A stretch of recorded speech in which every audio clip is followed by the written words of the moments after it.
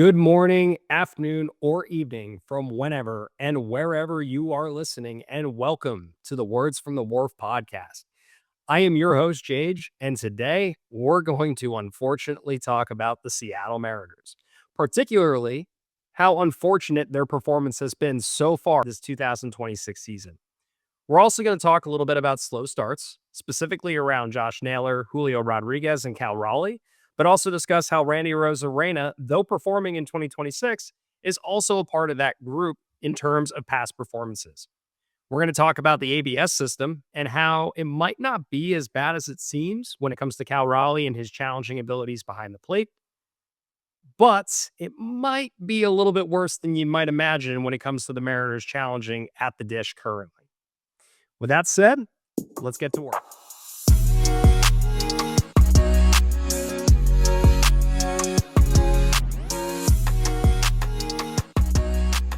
So I guess we'll start with the obvious.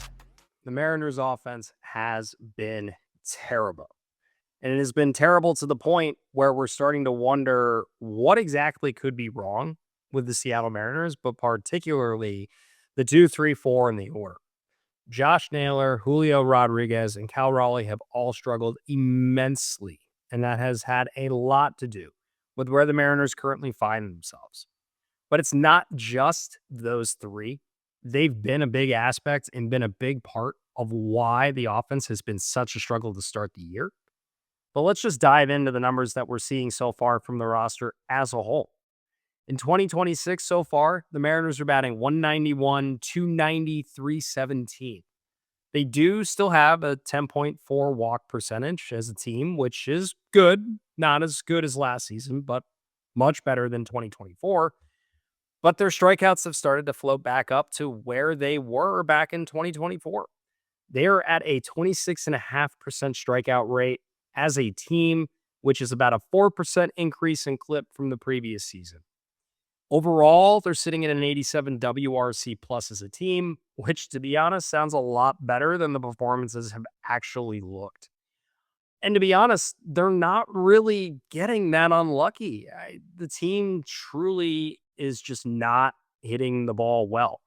I mean, for those who watched the game last night, Aaron Goldsmith and Jay Buhner kind of joked on multiple occasions about how it seems the Mariners were just constantly rolling over the ball to first base. With a team that has 7 lefties that are regularly in the lineup, and those lefties are majority of the time facing right-handed pitching, it's clear that they're just trying to do dead pull, hit hard, and rolling over, leading to these ground balls to first base. It hasn't just been the Texas series. This has been happening. So where the Mariners currently rank when it comes to soft hit percentage is the third highest in baseball, with 20.6% of their contact being deemed as soft hit. Coincidingly, the hard hit percentage is also bad, only at a 36.3% rate, which currently ranks 24th in all of baseball. So there have been people that discuss that the team has a lower BABIP than it traditionally has in the past. But at the end of the day, that's really not relevant when you're not hitting the ball hard. Your expected numbers that people like to look at as a barometer of whether or not the team is getting lucky or unlucky in their performance aren't much better. As I said, the team is currently hitting 191, 290, 317 as a team. But their expected batting average is only at 219, roughly 28 points higher than where their actual average is. And their expected slug is really only about 55 points higher, sitting at 372. So the numbers, even at the expected level, are bad. Overall, the offense has just been bad. But the big focus truly comes back to the 2 through 4 of the order, where Josh Naylor, Julio Rodriguez, and Cal Raleigh have all struggled. To an extent, Randy Arozarena at times has, with some at-bats that have been less than palatable, but overall, he has been performing to start the season. But I do want to discuss Randy, Josh, Cal, and Julio, and how they've done overall for their careers, especially at the early part of the season. So I think it's a little beating a dead horse to discuss Julio in this sense, but just for a refresher, Julio's March and April stats for his career is a 221, 295, 334 slash for a 62 OPS plus. It's his worst month of his career. It's not particularly close.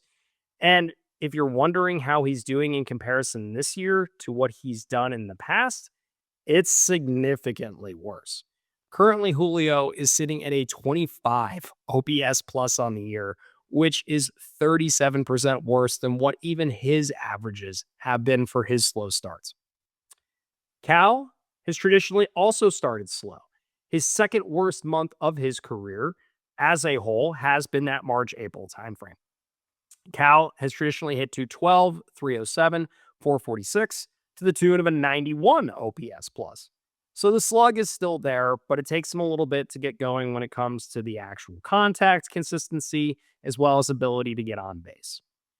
For this season, he is also performing worse than that average, sitting at a 59 OPS plus, 32% below what he normally does for his averages. Randy, as we've discussed, has been significantly better, but that is a little bit of an outlier in comparison to what Randy has done overall for his career. In March and April for Randy, he's been a 235, 323, 385 hitter to the tune of an 83 OPS plus. He has actually performed nearly 50% better this season with a 132 OPS plus so far throughout the season. There have been some rough at-bats, yes. Most notably, one of his at-bats last night that looked about as uncompetitive as possible towards the end of the game. But he has been performing better than what his normal numbers have been. Truly, the biggest issue, as I know there's been lots of focus on Cal's strikeout rate, as well as Julio continuing to struggle with his opening month, is Josh Naylor. Josh, again, traditionally has struggled at the beginning of the year. March and April are his second worst month out of any split for him across the entire calendar year.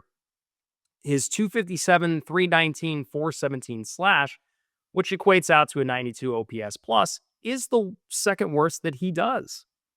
But that said, what he's doing in 2026 is a negative 14 OPS plus. We are talking over 100% worse than what he traditionally is able to accomplish. He's been rolling over pretty much everything. I think the majority of his outs have gone to second base or first. If I'm not mistaken, I do not believe he has an extra base hit yet either. It has truly been a struggle for Naylor, and that's one of the, if not the primary reason the Mariners are struggling to score as is. We have seen glimpses, though not necessarily consistency, from Luke Raley and Dominic Canzone. Cole Young has had his moments, has looked much more confident at the plate, but even he is starting to cool off a little bit. And also, you're seeing Brendan Donovan going through the normal things that he does that we have been kind of warning about, is that his ability to stay on field is always going to be something that you should be concerned about. He's now missed a couple of games. He is back in the lineup and led off with a home run yesterday. And he has been a performer when he's been in. But outside of Brendan Donovan, a little bit of what you've seen from Dom and Raley, as well as the performance from Cole Young, it's been a struggle. And realistically, the team itself is very much who the team's going to be. I know there's been a lot of conversations and people who try to say, time to call up Colt Emerson or time to shuffle things up. This is the fourth year in a row the Mariners have started 4-8. And this is also the third year in a row that the offense has been a large part of that. Now, last year was a little bit more contributing from the pitching as well, as they struggled a little bit out of the gate. But when you look at what the Mariners as a team have done in March and April over the last couple of years, at least to this point in the season, in 2024, the Mariners were a 213, 276, 313 at this point. They had a 7% walk rate and a 28.7% strikeout rate to the tune of a 75 WRC plus. Somehow the 2024 version was 12% worse than what we've been watching right now, which, from what you would see online and from how most of us obviously feel, that's pretty impressive to be 12% worse than what we've been seeing. 2025 was better. They were at a 208, 312, 347.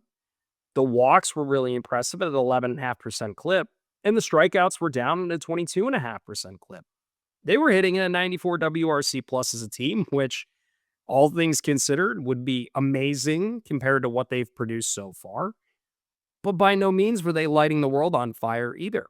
And this was with an objectively worse roster, at least at the beginning of the year. Obviously, we know that the team at the end of 2025 was likely better than the roster that they've put out so far this year, if not close to being an equal. But with all things considered, this is kind of what the Mariners do. They have consistently been a team that has failed to perform in March and April. The team very often gets off to these slow starts, especially when it comes to hitting. And it's disappointing because we're finally seeing pitching kind of revert back to its 2024 self, where as of yesterday, prior to the game against Texas, the Mariners led all of Major League Baseball at F4 in terms of pitching. There's a good possibility, given George threw his second complete game loss in his career for the Mariners, that they still lead Major League Baseball in terms of F4 for pitching. It's a shame that it's being wasted from the hitting as is, but unfortunately, that's just where the Mariners are. They'll figure their way out. There will be inevitable adjustments, potentially lineup tinkering, but it's hard to expect there's going to be any big changes. The Mariners aren't going to go trading Luke Raley or Dominic Canzone.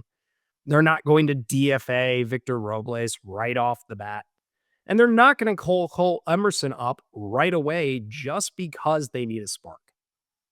I don't even think it's a right idea to consider that, especially given you want to see the consistency. I mean, the guy literally just came back from fouling a ball off of his foot yesterday. He had a pair of hits. That's great to see. But until the Mariners believe that Cole Emerson is one of the 9 best players on their team, which they might currently believe, I would not expect to see him get called up. It could be the spark the team needs, but as of right now, I think it's safe for him to stay in Tacoma, continue to hit and get those at-bats regularly. And if it continues to be like this for the rest of the month, yeah, let's have that conversation towards the end of April. But unfortunately, this is just what the Mariners do. They struggle out of the gate, and they find their footing as the season goes along. I wish I could tell you that something would have changed this year, but unfortunately, the Mariners are continuing to fall into the bit of being the same old Mariners, at least when it comes to March and April. One of the biggest questions coming into the 2026 season was how the ABS system was going to impact all major league teams, especially for major leaguers whose real only experience that they've gotten to have with the ABS system came in spring training. Yes, minor leaguers who have been down and have used the system in AAA and AA have gotten the ability to experience it. However, for major leaguers, this was their first go. The Mariners have been an interesting case study so far. I think most folks, myself included, anticipated a catcher such as Cal Raleigh, who's been tremendous at being able to frame and being able to defensively be one of the best in the league, might have been able to pick this up pretty quickly. But that said, it has seemed like it's been a bit of a slower process for Cal than it might have been for some other catchers. Now, thinking through that, I was interested to see if the stats for ABS have actually started to be populated anywhere. And they have been. Fangraphs has actually been starting to track the ABS statistics from a standpoint of catchers challenging, batters challenging, pitchers challenging, and then also from a perspective of your team batting and the opposing catcher challenging against you. So I know that there's been a lot of conversation on Cal's abilities and his skill sets to be able to challenge pitches so far, but I wanted to see where he ranks or how the Mariners ranked in general across baseball. I haven't necessarily been able to find the individual player ABS statistics, though I'm sure those will inevitably be available if they aren't already. But from the Mariners' perspective from behind the plate, it hasn't been nearly as bad as you'd think. So from behind the plate, the Mariners are actually tied for 10th in total challenges that they've made this year with 12. That said, they've actually been right on 83.3% of those challenges, which is tied for third best in all of baseball. So the Mariners, when challenging strikes behind the plate, have been very good. An issue you could say is that they have only challenged 12 pitches through 12 games so far. That in itself could be a problem. Could the Mariners be a little bit more aggressive? Sure, they absolutely could. But I think the teams are still trying to figure out the balance of how often it should be the catcher trying to steal a strike, as opposed to it being a batter trying to keep an at bat alive, get an extra base, or whatever it might be. And I think that the Mariners themselves as an organization really haven't figured out that identity yet. My biggest concern when it comes to that long term is that feels very much like it's going to be manager dictated unless you're going to allow your players to essentially police themselves in what they're allowed to do. If this is manager dictated, I'm not sure that Dan Wilson is the manager I'm going to feel most comfortable moving forward with managing the Mariners' ABS strategies, especially in game. Now, the Mariners also have been ironically challenged 12 times by opposing catchers throughout games, and they've only been having their challenges overturned 50% of the time. So, realistically, the Mariners haven't been impacted any more or any less than most teams. That 12 challenges ranks 11th in all of baseball, and that 50% rate is actually tied for 18th. Where the Mariners have truly struggled is their ability as hitters to identify the strike zone at the plate. This, as we all joked in the offseason, was something that we thought would lead to specific hitters basically being told that they weren't allowed to challenge. So far, it doesn't feel like the Mariners have done that, though it does feel that there's probably some restrictions on when they're being allowed to challenge. Regardless of what's being communicated to the media from the dugout or from the manager about what their strategies are, it truly doesn't seem like the Mariners have really figured out how to do this correctly. Now, as of yesterday, the Mariners have had 13 challenges from the batter's perspective, which is tied for fifth in all of baseball. They've only been successful on 38.5% of those challenges, which is 23rd in baseball. That's a problem. You can't be a top 5 team in challenges and be wrong 2/3 of the time. Now, I do want to state that one, this is incredibly small sample size. We are talking about 13 challenges over 12 games. There very well could end up being more. But my concern is that this feels like it could be a little indicative of what's going on with the Mariners at the plate. Realistically, I think if a team is hitting well, they're seeing the zone better. They're understanding where their swings and misses are. The contact is stronger. They're working more walks. They're not striking out as much. But when a team isn't performing well, frustration rises. You think the zone is bigger than it might actually be. You get angry about results of stuff because you're trying to turn it all around for the team. So I do feel like these numbers are going to fluctuate, honestly, on human emotion. There could be the potential that there are going to just be some outliers. There could just be some hitters that are going to have elite views of the plate and the strike zone at all times of the year. But personally, I think that there's definitely going to be fluctuations when it comes to the players who are challenging and how good or how poorly they're doing. If you're on a hot streak and you're hitting well, you're seeing the plate well. You're going to understand the zone. You'll challenge and get these right more often than not. There also could be influences from the umpires that you're facing. If you're in a game where an umpire has very consistently missed the zone, you're going to get more of these right.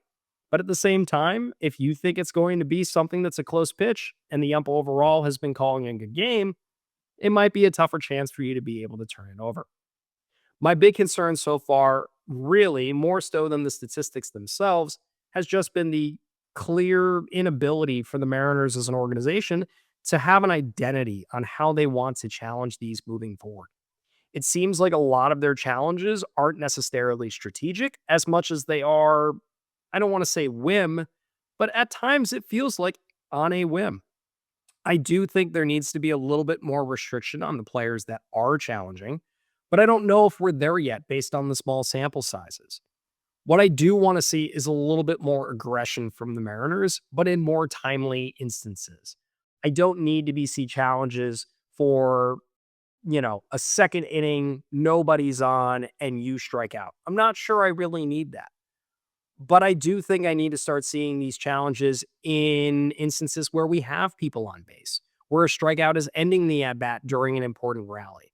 And I don't think the Mariners have necessarily been doing that very efficiently.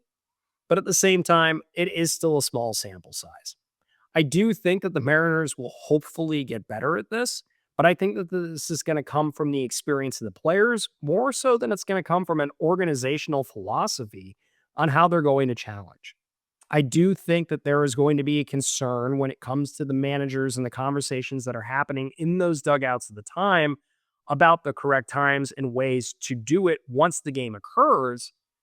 But that's not necessarily going to impact players who might just pull the trigger right then and there. Again, these challenges have to have been quick. There's really no opportunity for Dan to say yes or no when it comes to players making challenges. But players need to go up and understand the situation and understand that a challenge should be important for them in a specific at bat. For me, if there's no one on, if there's a couple of outs, if there's no outs, I'm not sure I really want to be dealing with trying to challenge pitches here unless you absolutely 100% know. And even then, I'm not sure I would want to take the risk. Realistically, this will be an issue throughout the entire year. It'll be interesting to track to see how the Mariners are doing versus everyone else. And more importantly, how Cal Raleigh is doing. Though I will say, I was a little bit surprised to find out that Cal has actually been pretty good. At least the Mariners catchers as a whole have been pretty good. I know that Mitch Garber has been able to have a handful of these challenges as well, but seeing that the Mariners are ranked third in all of baseball so far through essentially a week and a half, 2 weeks of baseball is something good to be seen. But at the same time, it is a small sample size. So that could change in as quick as a week. And with that, I would like to thank you for listening to the Words from the Wharf podcast. As always, you can find me on Substack at wordsfromthewharf.com or on Twitter at the JH page or on Blue Sky at wordsfromthewharf.com. Until we meet again, this is JH wishing you fair winds and following seas. And as always, go Amps.